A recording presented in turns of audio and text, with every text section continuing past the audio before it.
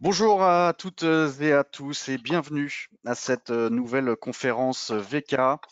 Vous nous retrouvez une nouvelle fois, mais vous en avez désormais l'habitude pour nombre d'entre vous qui nous suivez, puisque cette conférence ne se déroule pas dans nos studios, mais entièrement à distance et respecte les règles du confinement. Donc une nouvelle fois, configuration exceptionnelle. Cette webconférence s'inscrit dans notre campagne solidaire du service public avec le soutien de nos partenaires que nous remercions chaleureusement pour s'être joints à nous pour offrir le maximum d'informations et de ressources utiles au secteur public dans cette période inédite et éprouvante. La CASDEN, la Banque coopérative de toute la fonction publique, la MNT, la Mutuelle nationale territoriale, première mutuelle des agents de services publics locaux en santé comme en prévoyance, et la SMACL, créée par les élus locaux, SMACL Assurance, leader de l'assurance des collectivités territoriales. Alors, au cours de ce mois d'avril, jusqu'à la fin du mois, nous organisons un cycle spécial de 4 webconférences dédiées aux problématiques que la crise a fait émerger. Nous avions la semaine dernière abordé avec la région Grand Est les questions de management à distance à l'appui du guide récemment publié par la région. Notre webconférence donc aujourd'hui est donc la deuxième de ce grand cycle solidaire du service public. Vous retrouvez également sur vk.fr et nos réseaux, dans cette campagne spéciale solidaire du service public, une grande série d'entretiens des acteurs publics face à la crise menée par Hugues Périnel, que je salue puisqu'il est à l'écoute avec nous. Nous donnons dans ces entretiens la parole à ceux qui font face à la crise dans cette configuration exceptionnelle dans les collectivités, les établissements publics. Riches d'enseignements, ces retours sont déjà très denses et sont vraiment riches et nous feront avancer pour la préparation de l'après déjà. Mais aussi sur vk.fr toujours, nous mettons à disposition nos ressources documentaires spéciales gestion de crise. En accès libre, nous décryptons les aspects de ressources humaines, de marché public, de finances locales, d'aménagement des territoires, des problématiques spécifiques à l'hospitalier notamment. Il vous suffit de vous créer un compte sur vk.fr et vous pouvez accéder à ces contenus tout à fait librement. Au cours de cette webconférence, je le mentionne dès à présent, vous pouvez poser vos questions via la fenêtre questions que vous pouvez voir dans l'interface GoToWebinar sur la droite de votre écran. Posez d'ores et déjà vos questions, nous tenterons d'y répondre tout au long de cette heure et quart que nous allons passer ensemble. Nous vous informons dès à présent que cette webconférence donnera lieu à un enregistrement qui sera mis en ligne. Vous pourrez donc visionner à nouveau l'événement dans les jours à venir. Et enfin, sachez que le support de présentation vous sera envoyé après l'événement et le replay mis en ligne dès demain, lundi, au plus tard, très rapidement. Notre sujet du jour est donc les dispositifs d'aide aux entreprises, notamment au travers du pilotage à l'échelon régional et les problématiques rencontrées par les entreprises et les acheteurs publics au regard des procédures de marché à l'heure des dispositions exceptionnelles de l'état d'urgence sanitaire. Alors pour nous éclairer aujourd'hui sur ce sujet particulièrement essentiel, nous avons le plaisir d'avoir avec nous deux intervenants que je remercie d'ores et déjà pour leur présence. Tout d'abord, Monsieur Jules Nissen, délégué général des régions de France. Vous avez une longue carrière derrière vous de direction générale, notamment à la région PACA, à la ville de Montpellier, mais aussi à la direction du CNFPT du Nord-Pas-de-Calais. Bonjour Jules. Bonjour. Il faut dire Euh, Provence-Alpes-Côte d'Azur ou Sud, mais pas PACA, s'il vous plaît. Effectivement, Provence-Alpes-Côte d'Azur, vous faites bien de me le rappeler. Effectivement. Monsieur Jean-Marc Pérical, avocat à la Cour, maître de conférence à l'Université Paris 11, directeur de l'Institut de droit public des affaires du barreau de Paris et président de l'APASP, l'association pour l'achat dans les services publics. Bonjour, cher Jean-Marc. Alors, l'économie du pays est à l'arrêt aujourd'hui. La France est officiellement en récession d'ailleurs, avec 2 trimestres consécutifs du PIB, mais surtout une baisse de 30% sur la deuxième quinzaine de mars d'activité. La durée de la crise pose la question de la survie même de nombre d'entreprises, en particulier les TPE, PME locales.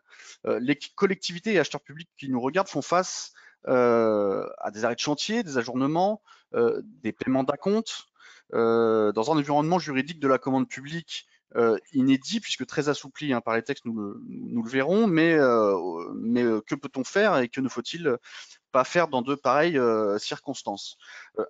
Un des premiers réflexes dans la gestion de crise a été de se préoccuper du soutien à l'activité économique, et ce que vous voyez à l'écran, c'est issu de notre site de témoignage de Pierrick Rode, qui est DGS à la communauté de communes du bassin d'Arcachon, et qui nous disait effectivement que c'était l'un des premiers enjeux de la crise, c'était justement ce soutien à l'activité économique. Ce qui a motivé nombre de managers à agir dans ce sens, ce qui a motivé nous aussi à réaliser cette webconférence.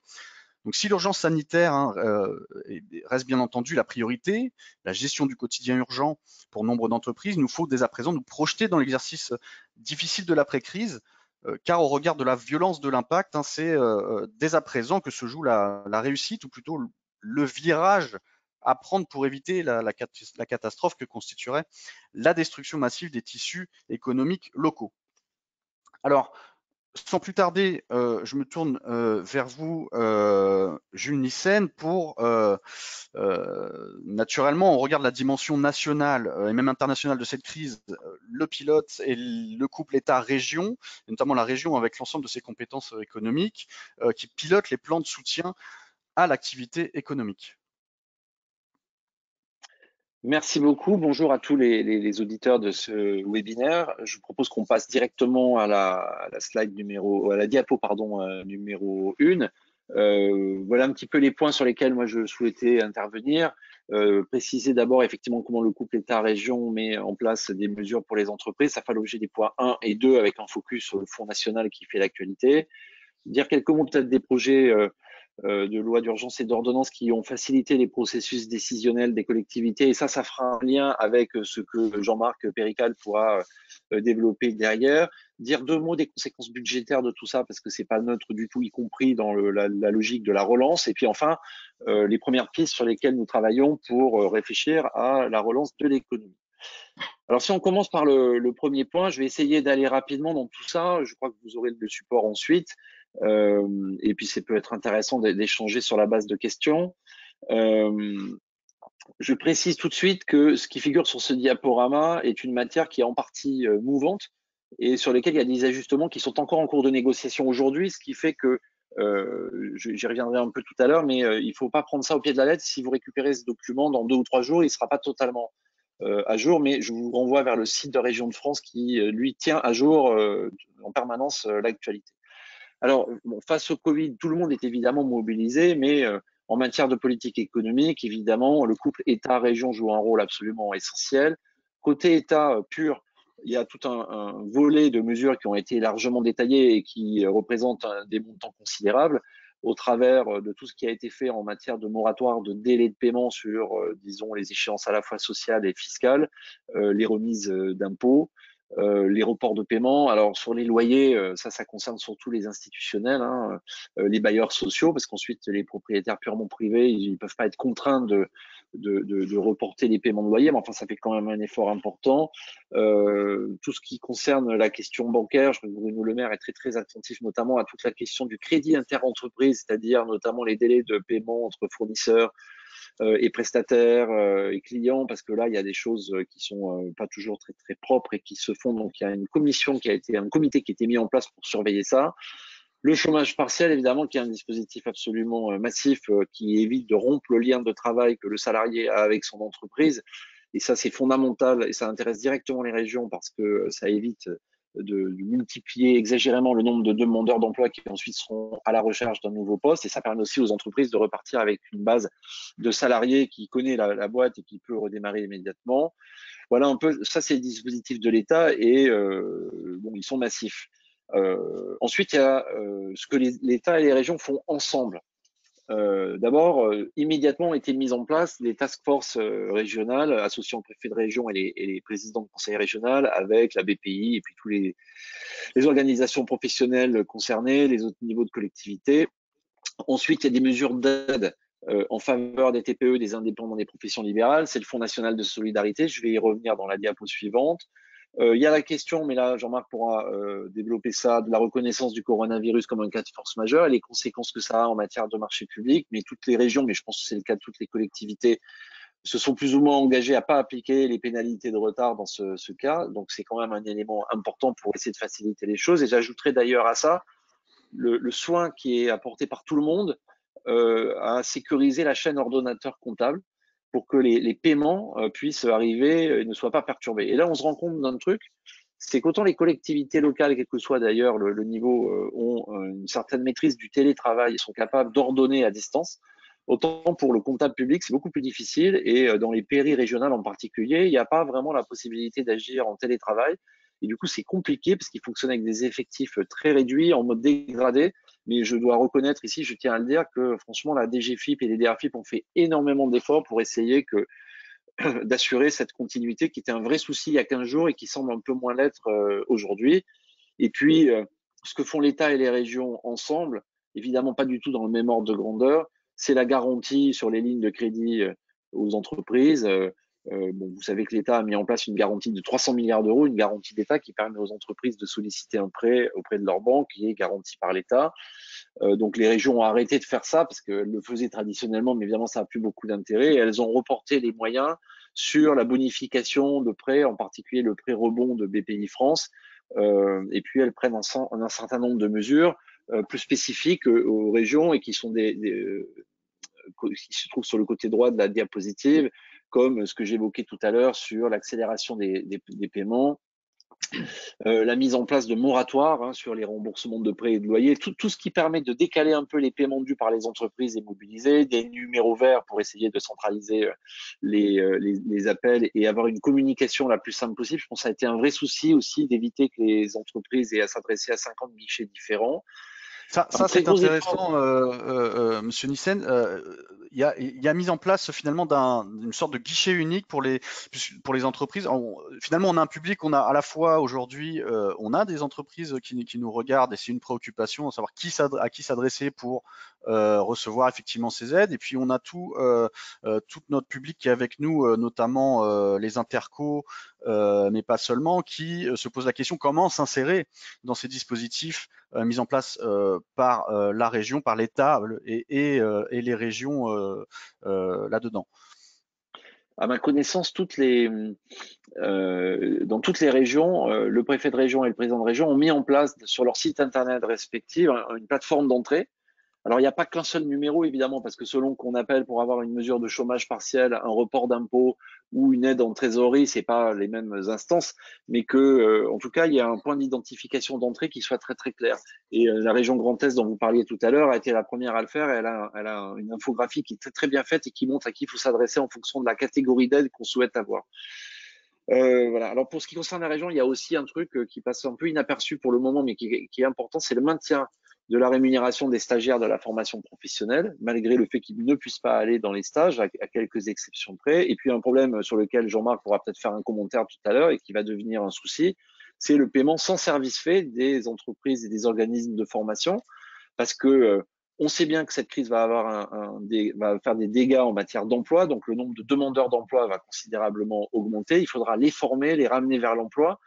On ne veut pas détruire le tissu des organismes de formation professionnelle, donc on continue à les payer, même sans service fait, et ça pose un problème juridique, évidemment, d'une part, mais aussi un problème de fonds européens, puisque la plupart du temps, ces formations sont cofinancées par le FSE, et que pour l'instant, la Commission européenne, ce que je peux comprendre par ailleurs, ne veut pas entendre parler d'un remboursement s'il n'y a pas l'attestation du service fait. Donc ça, c'est quand même un souci. Et puis ensuite, il y a un certain nombre de mesures complémentaires qui sont mises en place par les régions, complémentaires au Fonds national de solidarité, qui consistent soit à des dispositifs d'avance remboursables, soit à des aides directes au tissu associatif, à l'économie sociale et solidaire. Et de plus en plus, ces interventions se mettent en place au travers de dispositifs qui sont partagés avec les départements et les EPCI. Alors, c'est variable d'une région à l'autre. Il y a vraiment une volonté des acteurs de travailler ensemble. Et ça, c'est un peu dérogatoire à la loi NOTRe, mais je ne pense pas que les contrôles de légalité y verront à redire quoi que ce soit. Ça se fait en général sous pilotage régional, donc on est quand même bien dans l'esprit du fait que c'est la région qui définit le cadre général de l'intervention économique locale. Et je dois dire qu'à beaucoup d'endroits, on a des exemples de trucs qui fonctionnent bien. Et je pense qu'il y aura un avant et un après cette crise dans la capacité des acteurs locaux à travailler ensemble en situation de crise. Je vous propose qu'on passe. Est-ce qu'il y a un volet, pour les communes dans ces dispositifs d'accompagnement spécifiques, alors que ce serait doublement dérogatoire à la loi NOTRe, mais est-ce que les communes peuvent intervenir sur la constitution de dossiers pour les TPE, aider concrètement dans cette période? À ma connaissance, c'est plutôt les EPCI, c'est-à-dire que ce sont les communes, mais au travers de la compétence que détient pour elles l'EPCI. Comme j'ai passé beaucoup de temps cette présentation en général, je vais aller plus vite sur la suite. Le dispositif central dont tout le monde parle en ce moment, c'est le Fonds national de solidarité État-région qui a été mis en place pour un montant d'1 milliard, mais je vous le dis tout de suite, ce montant, il est déjà consommé. Il y a plus de 700 000 dossiers qui ont été déposés et servis, et le ministre disait hier à Renaud Muselier qu'il estimait que on allait arriver à quelque chose autour de 4 milliards d'euros de besoins sur ce fonds pour les mois pour les compensations de chiffre d'affaires de mars, d'avril et peut-être un peu du mois de mai. Il y a deux volets dans ce fonds. Une première aide directe de 1 500 euros qui est vraiment une aide en revenu pour les indépendants. Une fois que toutes les charges ont été éliminées, sachant qu'il n'y a plus de chiffre d'affaires, il faut un revenu minimum. C'est un petit peu la logique. Et puis il y a une seconde aide, et ça non plus, c'est plus trop d'actualité, qui jusqu'à présent était de 2 000 euros forfaitaires. Il est vraisemblable, Bruno Le Maire l'a annoncé hier au journal de 20 heures, qu'elle va être augmentée potentiellement jusqu'à 5 000 euros et qui est là plutôt destinée à répondre à des problèmes de trésorerie que peuvent rencontrer ces toutes petites entreprises, ces indépendants, ces artisans. Donc pour l'avoir, c'est très simple, il suffit d'avoir un salarié et puis de présenter un plan de trésorerie très très simple qui montre qu'on a un besoin de trésorerie, on l'évalue. Ça se fait beaucoup sur du déclaratif et puis il y aura des vérifications après coup de la façon dont ça se fait. Ce sont les régions qui instruisent ce deuxième volet, mais c'est un fonds qui est servi par l'État, c'est l'État qui est l'ordonnateur, donc c'est la DGFiP qui paye à la fin. Là, il y a une mobilisation énorme des services des régions et de la DGFiP pour pouvoir mettre ça en place. Ce deuxième volet devrait démarrer la semaine prochaine, normalement, dès qu'on aura calé complètement le dispositif. Les régions ont dit pour l'instant, elles se sont engagées solennellement à mettre 250 millions dans ce dispositif. Elles ont obtenu que cette aide puisse être inscrite en investissement dans leur budget. Donc pour les collègues qui nous écoutent, ils verront bien l'intérêt que ça présente. Et il y a des discussions en ce moment pour regarder dans quelle mesure les régions peuvent éventuellement augmenter leur participation à ce fonds, mais rien n'a été arbitré à l'heure où nous parlons. Alors ensuite, on peut peut-être aller un peu plus loin pour dire que il y a un certain nombre de textes qui ont été pris pour faciliter la décision des assemblées locales et des exécutifs. Je pense que tout le monde les connaît un peu. Il y a d'abord eu le projet de loi d'urgence économique et sanitaire qui a amélioré les conditions de quorum pour réunir les assemblées. Et ensuite, ça a été précisé dans différentes ordonnances, mais en gros, il suffit d'avoir un tiers des membres présents ou représentés, et chaque élu peut être porteur de 2 mandats. Donc, ça permet de faire des réunions avec un très petit nombre de gens présents dans un lieu physique. Et ensuite, une ordonnance du 1er avril, dite ordonnance institutionnelle, a aussi précisé les conditions d'organisation des séances en téléconférence. Donc ça, je pense que ça concerne tous les niveaux de collectivité et ça permet vraiment d'aller vite. Deuxième série de décisions qui ont été prises dans ce cadre, les délégations à l'exécutif, au président de la région en l'espèce. Pour le président de région, il a eu la possibilité d'abord à concurrence de 100 000 euros, puis maintenant c'est 200 000 euros d'attribuer sans délibération les aides économiques. Et d'une façon plus générale, les ordonnances ont indiqué que toutes les délégations prévues par le CGCT que l'Assemblée peut donner au président étaient en fait données au président de plein droit et que ce n'était que en seconde étape, quelque part, que la réunion de l'Assemblée peut décider de retirer tout ou partie de ces délégations. Il y a une exception qui est les décisions de nature budgétaire, qui reste du ressort de l'Assemblée. Et il y a un truc en plus, c'est l'attribution des subventions qui a été clairement précisé comme faisant partie des délégations du président. Ça veut dire qu'un maire, un président de département, de région, un président de PCI peut attribuer une subvention sans délibération de son conseil, sauf si le conseil, dans la séance suivante, décide de lui retirer cette possibilité. On peut peut-être passer à la slide suivante. Alors, Une nous vous question. faisons réagir sur une petite question sondage. Êtes-vous bien informé des dispositifs d'aide que peut apporter le bloc local en coopération avec les régions? Donc, allez-y, réagissez. Nous commenterons ensuite les résultats.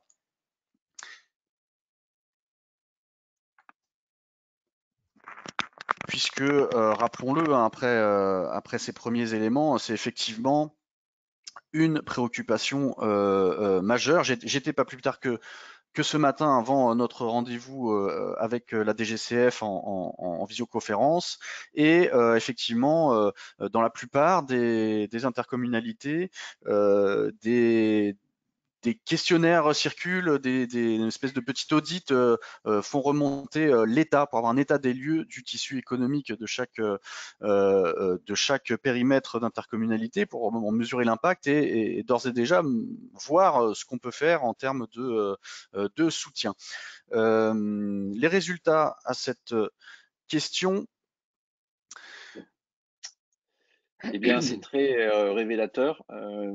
En fait, je pense que les choses vont extrêmement rapidement. Il y a un problème, l'information court un peu derrière les dispositifs. Et donc, moi, je prends bonne note de la très grande majorité que recueille la réponse non à cette question. Je repasserai le message. Maintenant, je vous invite à vous référer au site internet des régions auxquelles vous appartenez, au site internet de Région de France. On essaie vraiment de relayer le plus possible l'information, mais je vois qu'il est nécessaire de continuer à préciser les choses, les dispositifs opérationnels. Ce qui est plutôt logique, et d'où l'utilité aussi de ce type de rendez-vous pour effectivement pour nos abonnés, absolument. Alors ensuite, là, il y a 4 slides qui vont se suivre. Je vais aller très vite. Vous pourrez les consulter après. Le problème des régions aujourd'hui, c'est qu'elles sont affectées par la crise dans leurs recettes. Alors, tous les niveaux de collectivité le sont, mais pour les régions, il y a quand même des trucs un peu inquiétants. L'année 2020 va voir s'effondrer la TVA. Donc, les régions vont revenir au niveau de TVA qu'elles avaient en 2017, qui heureusement fait l'objet d'un plancher, mais quand même, c'est à peu près 276 millions d'euros qui vont manquer au budget. Les cartes grises sont à l'arrêt complet. On estime que ça peut être un manque à gagner entre 90 et 336 millions. La TICPE, qui n'est pas garantie constitutionnellement aussi, c'est 87 millions. Donc rien que ça, en scénario un peu pessimiste, ça peut être 700 millions en moins sur l'année 2020. Mais le vrai problème, c'est la CVAE qui est payée par les entreprises d'année N et perçue par les régions en N+1, N+2. Et là, les prévisions sont entre 20 et 40% de baisse, soit entre 2 et 4 milliards d'euros. Et là, franchement, on va avoir une discussion avec l'État parce qu'on ne peut pas d'un côté s'engager dans des politiques de relance de soutien massif et avoir 4 milliards de baisse de recettes. Ça représente 10% d'un budget régional. Donc, c'est impossible. Soit on effondre l'investissement, soit on arrête de faire de la formation ou on arrête de faire rouler des trains. Mais là, il y a une impasse. Alors, on n'est pas le seul niveau de collectivité concerné par ça, mais quand même, je voulais vous donner cet ordre de grandeur. Si on passe sur la diapo d'après, nous, on est une association qui rassemble l'ensemble des régions. Donc, je voulais signaler la situation particulière de nos collègues de Corse qui ont les compétences d'un département en plus de celles d'une région, donc qui sont affectés également par la DMTO, puis qui ont des taxes spéciales, notamment la taxe sur les transports, qui sont complètement à l'arrêt, puisque hormis la circulation des marchandises, il n'y a plus de desserte aujourd'hui de l'île, et donc il n'y a plus de taxe sur les passagers, et la taxe sur les carburants qui représente encore quelque chose de particulier. Et la diapo encore suivante, je pense, concerne le cas des Outre-mer. Alors là, on n'a pas les chiffres précis, mais je voulais les signaler parce que dans les Outre-mer, outre la taxe sur les carburants, la taxe transport, il y a en plus l'octroi de mer, qui est quelque chose d'assez passionnant à regarder, mais enfin qui est la ressource majeure des collectivités d'Outre-mer et qui est en fait une espèce de taxe à l'importation des produits. Et celle-là, elle est en train évidemment de s'effondrer complètement. Bon, je vous renverrai au diaporama si vous voulez les chiffres plus précis et on les publiera sur notre site. Je propose de passer à la slide suivante. Je me souviens plus d'ailleurs quelle est la dernière. Ah oui, et donc le dernier cas particulier, c'est la région Île-de-France qui pilote le syndicat Île-de-France Mobilité et là qui est affecté par le versement mobilité. Ça représente une recette de 4,4 milliards d'euros et la baisse estimée, c'est entre 250 à 300 millions par mois de confinement. Donc il faut imaginer ce que ça représente. Donc on n'est pas là pour se plaindre, mais simplement, et ça va me faire la transition avec la dernière diapo, ça questionne sur, au fond, comment on va faire demain pour relancer l'économie. Et on voit bien que à partir du moment où l'État, où les collectivités locales, pardon, ne peuvent pas faire de déficit budgétaire et que quelque part seul l'État a le droit d'en faire et qu'il le fera, et que d'ailleurs il le fera financer par de l'émission monétaire, la Banque centrale va racheter des dettes de l'État, des titres de l'État, on espère même que ça se fera à l'échelle européenne. Il faudra bien qu'il y ait une solidarité qui s'exerce vis-à-vis des collectivités, parce que sinon, elles-mêmes vont contribuer à l'effondrement du système en resserrant complètement leurs dépenses. Alors nous, ça ne nous empêche pas de réfléchir au plan de relance, étant entendu que tout ce qu'on a présenté jusqu'ici, c'est vraiment des aides de solidarité et quelque part de pouvoir d'achat pour éviter que le truc s'effondre tout de suite.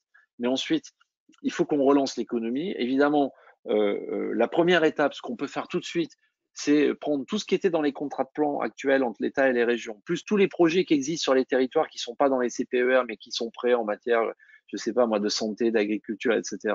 On met tout ça dans un contrat qu'on renégocie très vite et tout le monde met des moyens pour financer ça. Ça fait un effet relance immédiat. Mais ensuite, et c'est la deuxième étape qui peut démarrer en parallèle, on n'est pas dans un choc de demande simplement ici. On est dans un vrai choc d'offres parce que c'est une crise de l'économie réelle, comme l'a dit plusieurs fois Bruno Le Maire, et il faut repenser notre modèle industriel. Ça me paraît très très clair. Et donc, on souhaite engager très rapidement avec l'État une réflexion sur ce nouveau modèle industriel, comment on peut être plus résilient, plus sécurisé par rapport à des crises sanitaires, mais aussi peut-être demain climatiques, comment on sécurise les chaînes d'approvisionnement, comment on réfléchit à des logiques de relocalisation, mais en sachant que ça coûtera aussi plus cher, que les produits seront plus chers. Donc il y a quand même une vraie stratégie. Et donc le deuxième axe du plan de relance, c'est comment on fait au fond pour accompagner les entreprises à revoir leur modèle de production et leur filière. Et la nouveauté qu'on propose, eh bien, c'est d'avoir une politique industrielle et environnementale et qui soit contractualisée. Ce qui est tout à fait nouveau parce que jusqu'à présent, la politique industrielle, elle était le fait de l'État. Et là, on souhaite qu'on la contractualise. On la définit ensemble, on la contractualise, on la met en œuvre sur le territoire en mobilisant les écosystèmes, les régions et les EPCI étant évidemment les deux entités qui doivent être directement à la manœuvre territoriale. Là aussi, je vous renvoie sur notre site internet pour les détails de tout ça. Et je terminerai avec le troisième axe de ce plan de relance, qui est l'obligation d'avoir des outils innovants et plus souples, peut-être un nouveau contrat de plan 3.0, 4.0, 5.0, je ne sais pas, mais qui soit beaucoup plus souple et plus crédible dans les engagements qu'il porte. Et puis surtout, et c'est la grande bataille qu'on va mener avec l'État, des fonds européens dont les conditions d'utilisation et les cibles doivent être considérablement assouplies, à la fois en termes de règles, mais aussi il faut que les fonds européens puissent venir appuyer ce renouveau industriel. Et donc, on en revienne à des choses simples, sans doute les mêmes principes qui ont fait le succès des fonds européens pour relever la situation de l'Espagne, du Portugal ou de l'Irlande dans les années 90. On a un peu oublié tout ça, mais ça redevient complètement d'actualité. Il nous semble qu'il faut sortir de cette logique des fonds européens en hyper spécialisés, totalement focalisés sur l'innovation pour en faire un appui d'aide au développement. Je ne peux pas aller plus vite et j'ai déjà largement dépassé mon temps. Tout ce que je viens d'expliquer se trouve sur le site internet de la région de France où vous aurez accès au dossier de presse qui présente ce plan de relance. Merci, Monsieur Jules Nissen. Très bonne présentation synthétique de ce qui est mis en place, en tout cas par les régions en ce moment. Donc, on le comprend bien à la lumière de ces dernières explications. Une première phase, évidemment, de gérer l'urgence avec plan de relance et de soutien à l'activité, aux entreprises. Et ensuite, une réflexion déjà pour l'après et effectivement, une nécessité de sortir par le haut avec une nouvelle politique industrielle et de nouveaux outils mis en place. À l'heure actuelle, les intercos, notamment les EPCI, qui vont être le relais des régions au plus près du maillage économique, peuvent se servir du coup de ces outils, de ces nouveaux outils de contractualisation avec les régions pour venir en soutien directement au tissu économique local? Bien sûr, c'est l'enjeu. Hein. Je pense que l'enjeu, c'est que l'ensemble des acteurs publics locaux soient en ligne et répondent de façon coordonnée avec l'État. Donc, il faut prendre le temps d'une discussion, mais il faut le faire vite. Et nous, on ne pense pas qu'il faille repousser à plus tard le prochain contrat de plan. Il faut tout de suite faire un contrat de relance, mais il faut tout de suite aussi réfléchir à la nouvelle stratégie industrielle et environnementale et la contractualiser pour que ça soit opérationnel en début d'année. Personne ne comprendrait que dans une situation comme celle-là, on ne soit pas en situation de réagir très vite. Et les régions, les EPCI, mais aussi les autres échelons de collectivité en fonction des sujets qu'on va traiter. Nous, on pense que là-dedans, il faut intégrer l'agriculture, il faut intégrer la santé, il faut intégrer massivement des logiques environnementales. Donc, tout le monde va être concerné par ça et il faut qu'on réponde collectivement. C'est vraiment notre souhait. Question qui est proche mais qui est en parallèle et qui nous est posée. Est-ce qu'une aide EPCI commune, hein, j'y reviens une nouvelle fois, mais aux entreprises hors cadre régional est-elle possible aujourd'hui? Théoriquement, non, parce que la loi l'empêche. Je ne suis pas certain que ça soit souhaitable. Il vaut mieux essayer de coordonner les interventions et pas disperser les moyens. Donc, dans le court terme, je crois que ça se met en place. Et dans le moyen terme, sur le plan de relance, je pense que les EPCI ont toute leur place dans l'accompagnement des régions. ou l'articulation, c'est même pas un accompagnement, hein, c'est que chacun fait intervient à son niveau de compétence, il faut que ça soit très articulé. Avant la crise, on avait proposé d'ouvrir un peu cette possibilité que d'autres niveaux de collectivité puissent attribuer des aides économiques à partir du moment où ça se faisait dans le cadre du schéma régional de développement économique des régions. Ça prendra encore plus d'actualité après cette crise. Autre question intéressante d'ailleurs, puisque le pilotage est national, effectivement la crise est nationale, on l'a dit, piloté par les régions, les dispositifs pilotés par les régions, est-ce qu'il y aura du coup une égalité ou une inégalité sur les territoires en fonction des moyens des différentes régions? Alors ça, je m'étonne que un WECA territorial pose cette question parce que ça renvoie au sens même de ce qu'est la décentralisation. Le fonds de relance, le fonds national, pardon, dont j'ai parlé tout à l'heure, c'est un dispositif national, il s'applique de la même manière partout. Après, chaque région met en place des dispositifs complémentaires et qui sont par définition pas les mêmes d'une région à l'autre. Après, est-ce qu'on peut parler d'inéquité? Je pense que c'est pas du tout ça. C'est la décentralisation, c'est le fait de faire confiance aux élus locaux, à la capacité que les présidents de région ont à s'entendre avec les exécutifs des EPCI et également des départements des communes. Et donc chacun adapte des systèmes qui sont, voilà, les problèmes que rencontre la Bretagne en matière économique, c'est pas les mêmes que ceux de Provence-Alpes-Côte d'Azur ou qu'une région d'outre-mer. Donc chacun adapte en fonction de la réalité de son tissu économique. Dernière question sur cette partie, on y reviendra. Question très simple, où peut-on se procurer les numéros verts dédiés aux opérateurs économiques sur le site Région de France? Oui, sur le site Région de France, vous allez avoir des renvois sur les sites de chaque région, mais les numéros opérateurs, c'est vraiment, à l'exception de la BPI qui est opérateur national, mais pour le reste, ce sont des numéros par région. Vous les trouverez sur les sites internet des régions. À mon avis, c'est le premier bandeau qui apparaît quand vous ouvrez un site internet de conseil régional. Et nous, on en fait le recensement sur le site Région de France. Très bien.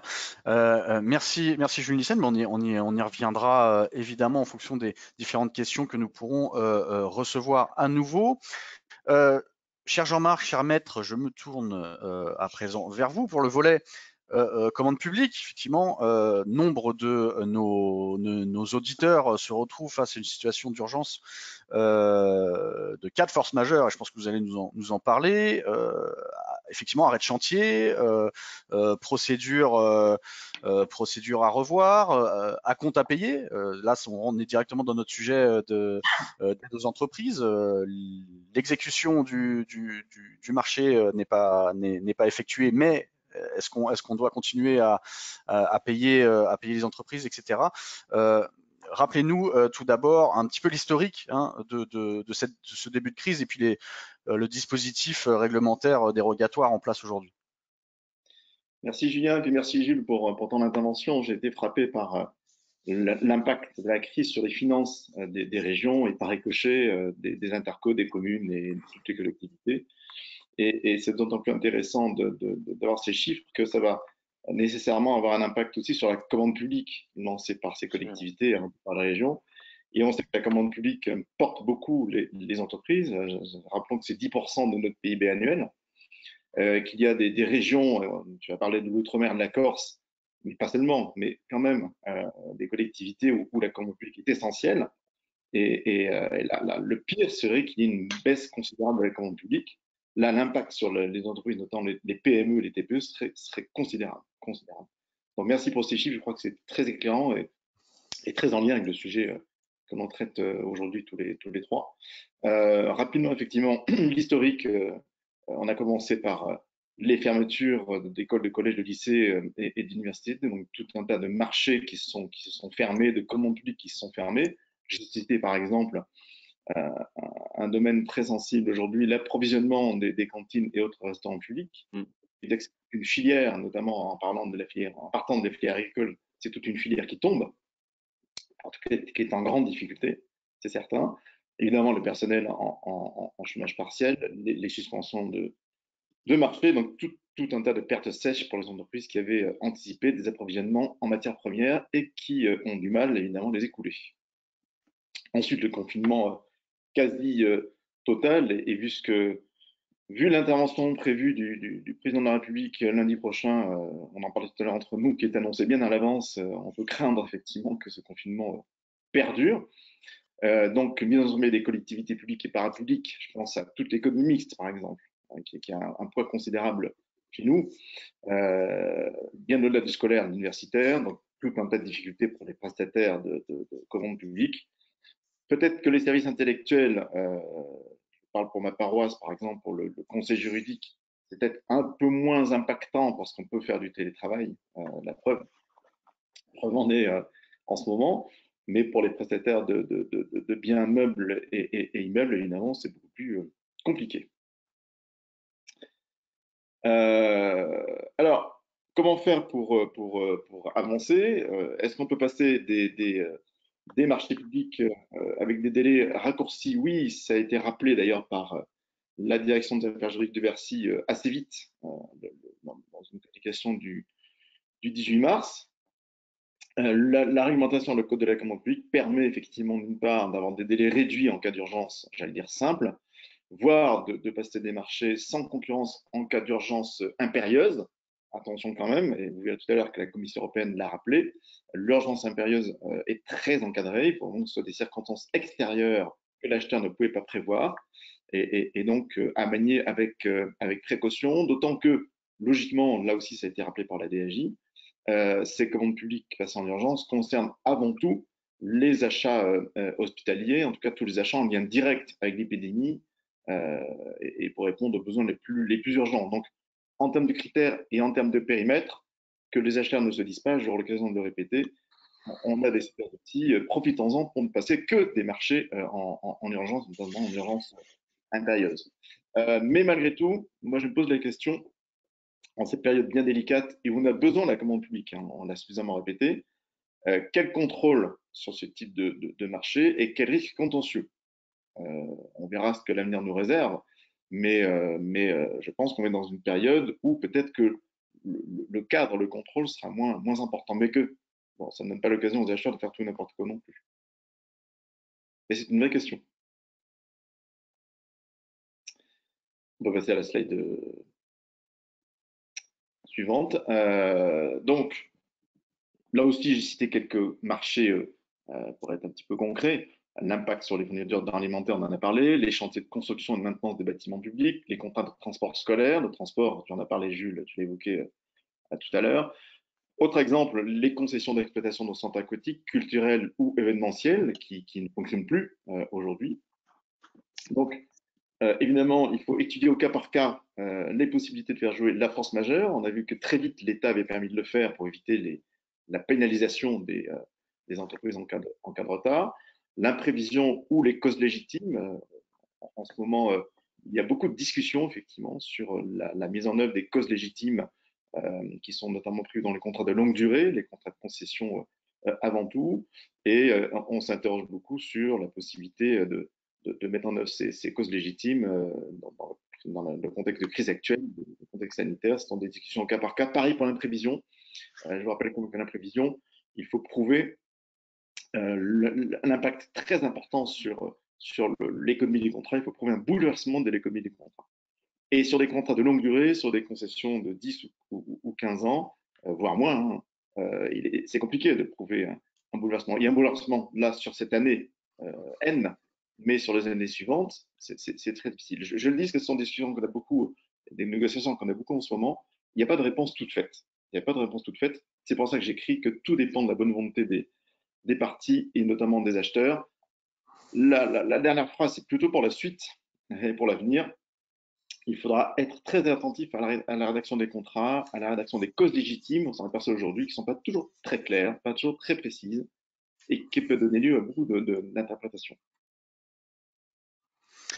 Alors nous vous faisons réagir dès à présent sur cette question. Répondez-nous oui ou non, les modalités de mise en œuvre des dispositifs de crise en matière de commande publique vous sont-elles claires à la lumière de ce que vient de nous dire Jean-Marc, force majeure, imprévision, cause légitime. Est-ce que ces dispositifs prévus dans les procédures de marché vous sont-elles clairs? Qu'on a les résultats qui vont arriver sous peu. 50-50. Alors Jean-Marc, je vous laisse, interpréter ces résultats. Qu'est-ce que ça vous inspire?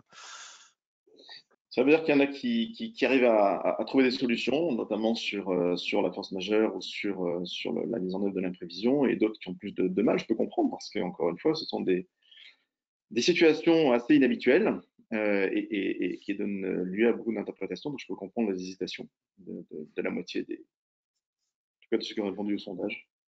Ce qui se pose beaucoup comme question, peut-être, c'est véritablement sur les questions d'indemnité aux entreprises ou de pénalité. Alors, est-ce que c'est déjà prévu effectivement dans ces cas de procédure, ou est-ce que les dispositifs actuels prévoient justement un dispositif exceptionnel dérogatoire là-dessus? On va y revenir justement dans les slides suivantes. C'est l'ordonnance qui a été adoptée qui répond, qui essaie de répondre à la question. Le vrai sujet en réalité aujourd'hui, et Jules l'a abordé, et le médiateur des entreprises notamment ne cesse d'intervenir pour le rappeler, c'est le respect des délais de paiement des entreprises. Au-delà des questions de pénalité et d'indemnisation, c'est le respect des délais de paiement. C'est essentiel. Et Jules l'a bien dit, le problème que l'on va avoir, c'est un problème non pas de volonté, mais de moyens, notamment du côté des comptables. Et on sait aujourd'hui, on a quelques retours, quelques chiffres, allez voir le site du médiateur des entreprises, qu'il y a beaucoup de difficultés à respecter les délais. S'il y a vraiment une chose à faire, c'est ça, c'est avant tout respecter les délais de paiement, notamment pour les PME et les TPE qui ont besoin d'assurer la trésorerie, évidemment. Alors, nous avons une communication de la Commission européenne en date du 1er avril. Elle est intervenue, j'allais dire enfin, parce qu'on l'attendait quand même un petit peu, vu l'importance de la commande publique. Elle joue le chaud et le froid. Elle nous rappelle d'ailleurs un petit peu ce qu'on a fait en France, que les directives donnent les moyens aux acheteurs de réagir en cas d'urgence, les réductions de délais de procédure, la passation de marchés sans concurrent. Bon, ça, c'est un petit peu, encore une fois, comme en France, c'est logique, puisqu'on a transposé les directives. Ce qui est intéressant, c'est qu'elle incite assez précisément les acheteurs à collaborer, entre guillemets, avec les opérateurs et à rechercher avec eux des solutions de rechange innovantes. Donc, elle incite à ce que les deux parties, les deux mondes qui s'ignorent encore trop souvent se rencontrent, parlent et trouvent des solutions pour pallier aux besoins les plus urgents. Mais là où elle souffle froid, c'est qu'à la fin de la communication, elle circonscrit très clairement toutes ces souplesses aux besoins immédiats des hôpitaux et des établissements de santé. Donc, elle rappelle encore une fois les outils disponibles et la nécessité que les acheteurs et les entreprises puissent travailler ensemble, mais à la fin, elle nous dit attention, hein, on ne dérape pas et on reste très circonscrit, on reste très centré sur les besoins immédiats des établissements de santé.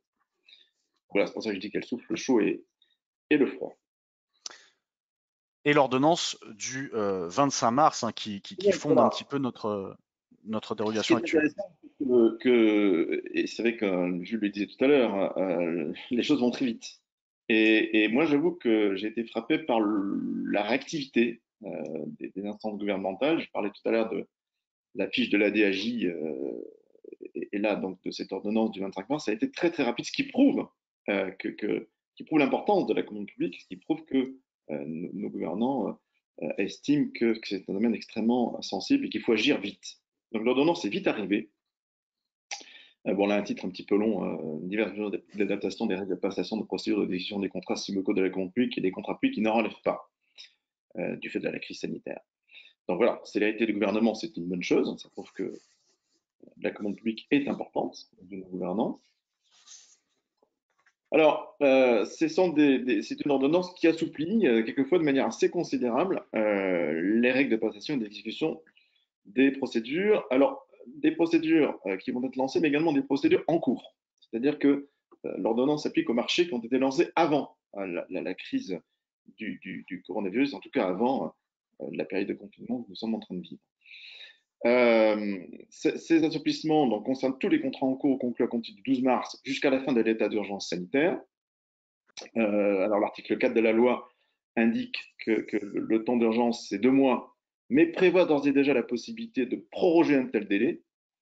qui paraît logique puisqu'on ne connaît pas la fin réelle de la situation actuelle, sachant qu'en plus, elle augmente cette période, quelle qu'elle soit, de 2 mois supplémentaires. Ce qui veut dire que les assouplissements que l'on va voir rapidement peuvent s'étaler dans le temps et peuvent concerner un timing extrêmement important. Plusieurs mois en tout cas, à minima. Ce qui veut dire que ça peut donner quelques habitudes aux acheteurs, et je les répète tout à l'heure, attention de ne pas trop en abuser. Alors, rapidement, les grandes lignes de cette ordonnance que j'imagine que vous connaissez pour la plupart. Donc, vous pouvez, acheteur, prolonger les délais de réception des candidatures et des offres d'une durée suffisante, tout ce que nous dit l'ordonnance. Vous pouvez aménager en cours de procédure les modalités de la mise en concurrence dans le respect du principe d'égalité de traitement des candidats. Ça, on ne sait pas trop ce que ça veut dire. Qu'est-ce que c'est qu'aménager les modalités de la mise en concurrence? À mon avis, là, ne pas en profiter pour créer trop d'abus également. Par exemple, une question qu'on va poser, on a lancé un appel d'offres. Est-ce que, dans le cadre de cet aménagement, on peut négocier avec les candidats qui ont mis une offre? Ça me paraît un peu abusif, cet aménagement, mais c'est une question qu'on va poser plusieurs fois. Par ailleurs, les contrats arrivés à terme peuvent être prolongés par avenant pendant la fameuse durée dont je vous ai parlé. Lorsque l'organisation d'une procédure de mise en concurrence ne peut être mise en œuvre, donc il faut quand même prouver cette difficulté de relancer une procédure, qu'elle soit formalisée ou non formalisée. Et concernant les contrats de concession, cette prolongation est dispensée de l'avis préalable de l'autorité de l'État. Donc une souplesse sur les prolongations, mais une souplesse quand même un petit peu encadrée. Est-ce que c'est les dispositions de l'ordonnance de l'état d'urgence sanitaire traduit dans l'ordonnance, a-t-on la possibilité pour les acheteurs de favoriser, du coup, dans cette mise en concurrence, plutôt l'achat local? C'est toujours pareil. L'achat local, c'est entre guillemets, un gros mot en droit de la commande publique, mais on sait que il est de plus en plus sur la sellette et de plus en plus utilisé dans les règles évidemment fixées par le code. Il me paraît évident, je crois qu'il faut être réaliste, hein, que dans certains cas, les collectivités vont tenter de favoriser les entreprises qui sont sur leur territoire. Dire le contraire, ce serait méconnaître la réalité économique. Si le maire d'une commune a la possibilité, grâce à de telles souplesses, d'aider les entreprises qui sont chez lui plutôt que d'aider les entreprises qui sont sur la commune voisine, ça me paraît évident qu'il le fera. Bien sûr.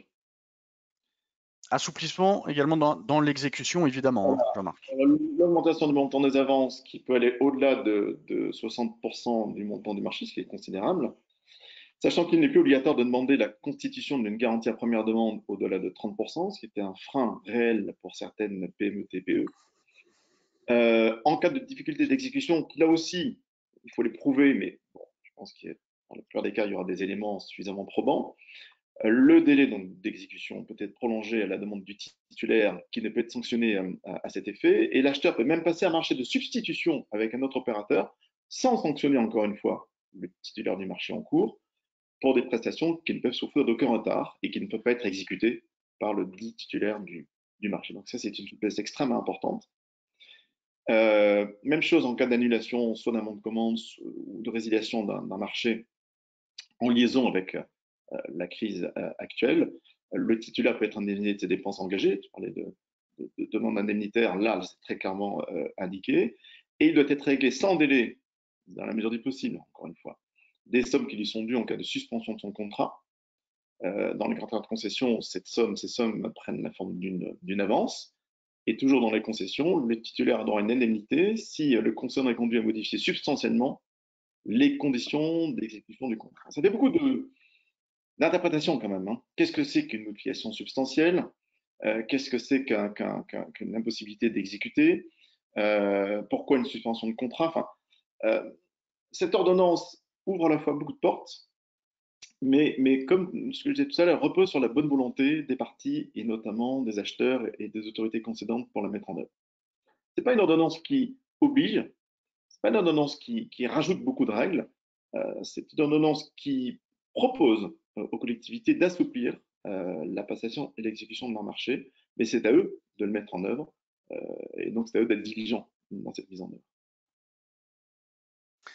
Est-ce que, on a une question, hein, cher Jean-Marc, sur la commission d'appel d'offres. Est-ce que l'ordonnance modifie les conditions de réunion de commission d'appel d'offres et de préparation de passation des marchés? Dans cette ordonnance sur la commission, et comme sur les organismes collégiaux, il y a quasiment rien. Il y a d'autres ordonnances, Jules l'a évoqué tout à l'heure, et qui traitent de ces questions. Il y a des possibilités, des facilités concernant le quorum, des facilités concernant les réunions par voie dématérialisée. Il y a, bon. Par contre, ne vous dites pas, profitons-en pour supprimer ou ne plus utiliser la commission d'appel d'offres. Elle existe toujours, bien évidemment. Là aussi, j'ai des questions sur ce point, et elle doit être réunie lorsque c'est nécessaire.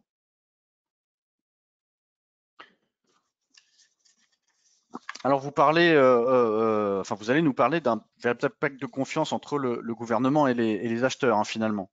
Bah, c'est en lien avec ce que j'ai dit tout à l'heure, parce qu'évidemment, la plupart de ces mesures ont pour objet de soulager la trésorerie des entreprises, ce qui est une bonne chose. Mais la plupart d'entre elles, et c'est logique, on ne peut pas être trop précis dans ce type de texte, restent relativement floues et laissent aux acheteurs une grande marge de manœuvre, que ce soit l'aménagement des procédures, leur prolongation, les mesures à prendre en cas de difficulté d'exécution. Et donc, j'insiste beaucoup là-dessus. Moi, je pense que jamais les obligations de compétence et de diligence des acheteurs n'ont été aussi essentielles, de même que le fameux duo liberté-responsabilité.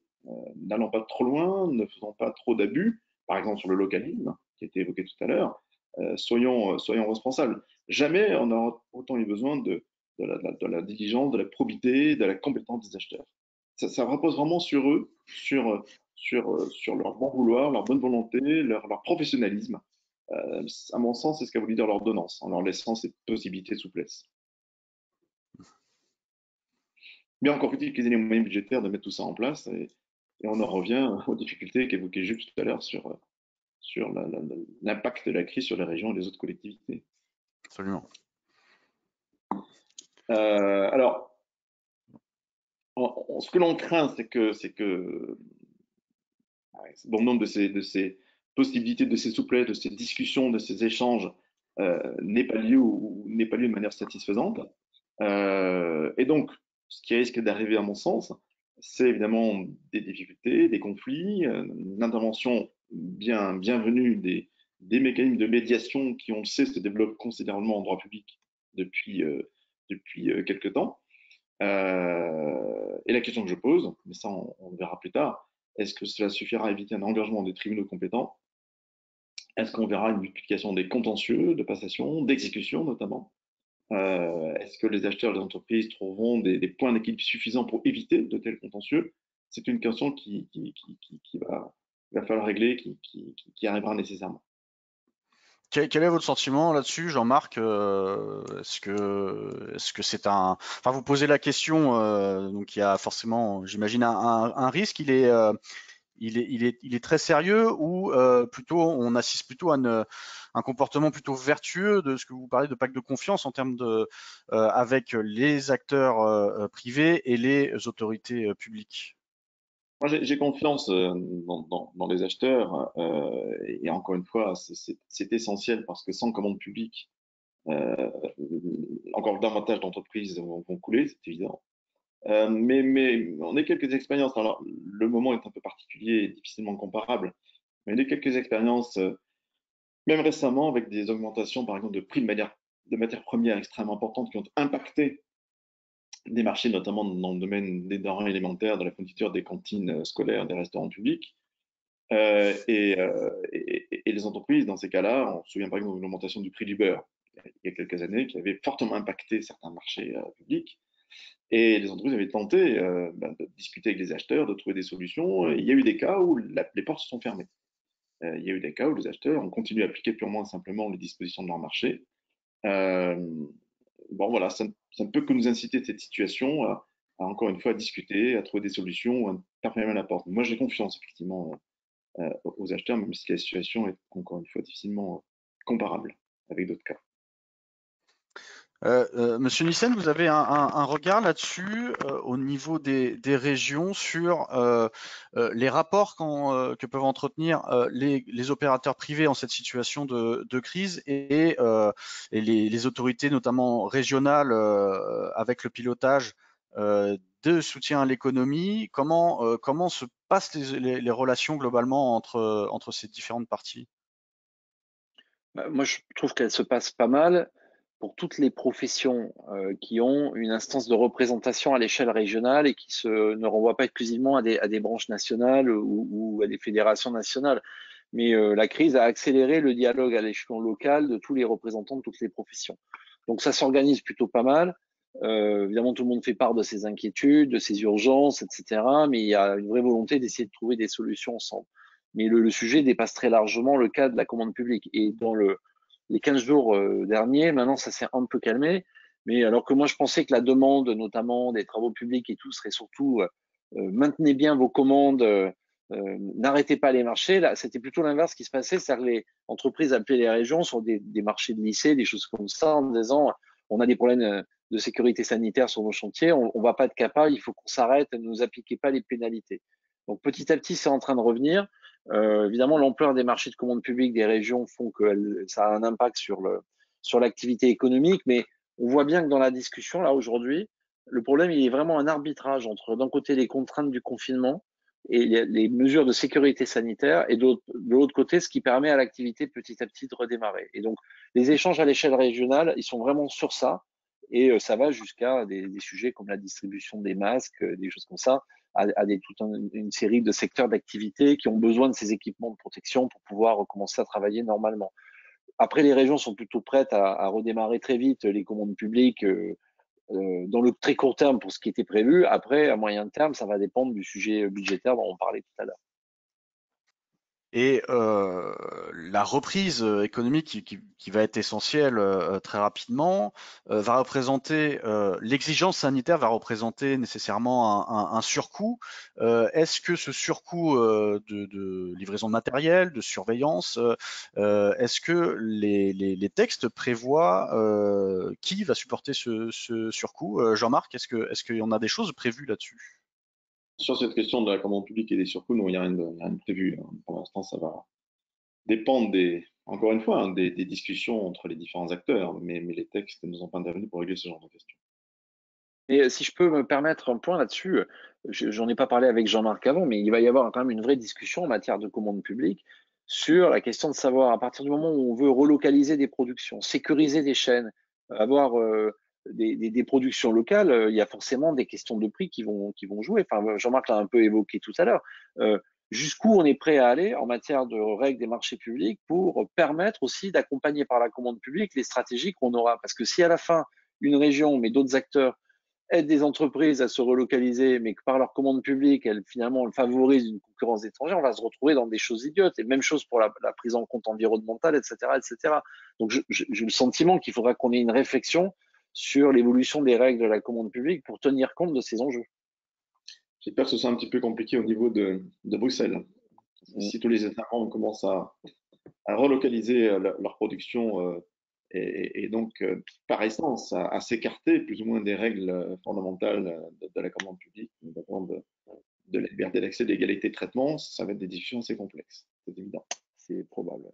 Ça va être l'enjeu de mise en place des politiques industrielles que vous mentionnez tout à l'heure, Monsieur Nissen, hein, politiques industrielles qui seront nécessairement, on l'imagine, nationales avec ce cadre européen. Effectivement, les discussions seront au niveau européen sans aucun doute, hein. Ben, ça me paraît une évidence parce qu'en fait, on parle de national, mais en fait, le sujet il est européen. Enfin, si l'Europe a quelque chose aujourd'hui à faire, c'est bien de prendre en main ce sujet. Alors, ça commence tout de suite par quelles sont les stratégies en matière de politique monétaire et d'accompagnement de l'endettement des États. Ça, c'est la question de très très court terme. Ça passera par l'évolution des réglementations sur la mobilisation des fonds structurels. Et puis, comme l'a dit Jean-Marc, c'est comment on revisite le concept de concurrence qui a été quand même l'élément fondateur de la Commission européenne au regard d'un certain nombre d'enjeux. Évidemment, il ne s'agit pas de tourner le dos du jour au lendemain à la mondialisation, au commerce international, c'est pas ça le sujet. Mais on voit bien la dépendance et la fragilité dans laquelle se trouvent les États membres par rapport à un certain nombre d'éléments essentiels. Et de ce point de vue, par exemple, la France peut se féliciter d'avoir conservé une agriculture. On pouvait se demander à quel prix, mais aujourd'hui, on voit que ça a un sens. Donc, avoir ces réflexions à l'échelle européenne, réfléchir sur où sont les secteurs stratégiques, où sont les facteurs de résilience et comment on adapte les outils à ça, ça me paraît avoir du sens. Qu'un État membre le fasse tout seul, c'est n'importe quoi. Et puis en plus, ça peut être dangereux pour la suite. Donc ça, c'est un vrai enjeu politique. Oui, absolument. Jean-Marc, vous qui connaissez bien le droit européen en matière de commande publique, est-ce que vous imaginez possible une évolution du droit de la commande publique qu'on vient d'évoquer au regard des nécessaires politiques industrielles à mettre en place, dérogeant finalement au droit actuel en place? Quand je lis la communication dont j'ai fait état tout à l'heure dans Bruxelles, je suis un peu hésitant parce que, comme je l'ai dit, elle souffle le chaud et le froid et encore une fois, elle circonscrit très clairement les quelques souplesses prévues par les textes à cette période, non seulement à cette période particulière que nous vivons, mais aussi aux achats hospitaliers et plus largement des établissements de santé. J'allais dire, en termes d'ouverture, ça commence un peu mal. Et donc, comme le disait Jules, les discussions vont être longues. Et au jour d'aujourd'hui, il me paraît très difficile, même si on réoriente des politiques industrielles, ça me paraît très difficile d'imaginer que Bruxelles accepte de remettre à plat 40 ou 50 ans de directives marché public et concessions. Vite, mais voilà, c'est à peu près l'ordre d'idée. La première directive, c'est fin des années 60. Et remettre en cause les fameux grands principes dont j'ai parlé, de liberté, d'égalité, de transparence. Enfin, ça me paraît difficile. Alors, les aménager peut-être dans des circonstances bien particulières et bien déterminées, mais encore une fois, une remise en cause, une remise à plat profonde des règles et principes de la commande publique, au jour d'aujourd'hui, ça me paraît très compliqué au niveau européen. La preuve, la communication est très révélatrice. À suivre certainement, puisque les choses vont vite et vont continuer effectivement à évoluer. La préparation de l'après-crise est à faire d'ores et déjà, même si la crise doit être nécessairement gérée dans l'urgence encore, puisque le défi est présent. Mais l'après-crise promet d'être, en tout cas, passionnant pour les évolutions à venir sur ces domaines. Nous arrivons malheureusement au terme de cette webconférence. Alors pour tous ceux qui n'auraient pas eu de réponse à leurs questions, vous pouvez retrouver notre service VK-Line Expert. Hein, nos juristes répondent à vos questions sous 24 heures. Sur vk.fr, vous pouvez consulter et vous abonner à notre collection intégrale marché public qui regroupe toutes nos solutions de décryptage juridique et d'accompagnement opérationnel avec sa veille réglementaire.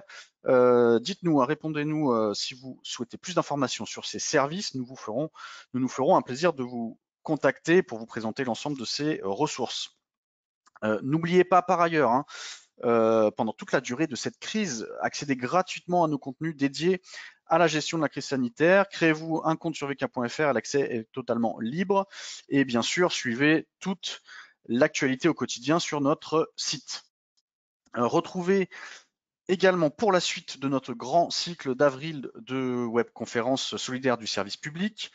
Semaine prochaine, jeudi 16 avril à 11h, même horaire, nous parlerons gestion de crise dans sa particularité qui est sa longueur, sa durée. Donc nous accueillerons la vice-présidente de l'association DDRH des grandes collectivités, Madame Aude Fournier, ainsi que Michel Felquet, commissaire général et directeur de la police municipale à la direction de la prévention, de la sécurité et de la protection à la ville de Paris. Donc dites-nous si vous souhaitez participer à cette webconférence dès à présent. Merci infiniment à nos intervenants d'avoir répondu à notre invitation et pour s'être rendus disponibles à nos côtés en cette période bousculée. Et merci pour leurs expertises. Merci Jules Nissen, merci infiniment. Merci Jean-Marc Pérical. Merci à Laetitia Ligo pour la réalisation à distance de cet événement. Merci également à Hugues Périnel pour son concours plus qu'essentiel dans la préparation et la réalisation de cet événement. Merci à nos fidèles partenaires, bien entendu, sur cet événement et l'ensemble de notre cycle solidaire du service public, la CASDEN, la SMAC et la MNT. Merci à tous pour votre attention, bien évidemment. Bon courage, gardez le meilleur moral possible sur la durée, comme on l'a dit, c'est important. Une nouvelle fois, je me fais le porte-parole de toute l'équipe VK pour adresser tous nos encouragements à l'ensemble des agents publics sur le terrain qui assurent la continuité des services essentiels et la protection des populations, en particulier des plus fragiles d'entre nous. Merci à tous et à très bientôt. Vous en avez l'habitude désormais. Et d'ici là, prenez soin de vous. Merci. Merci. Au revoir.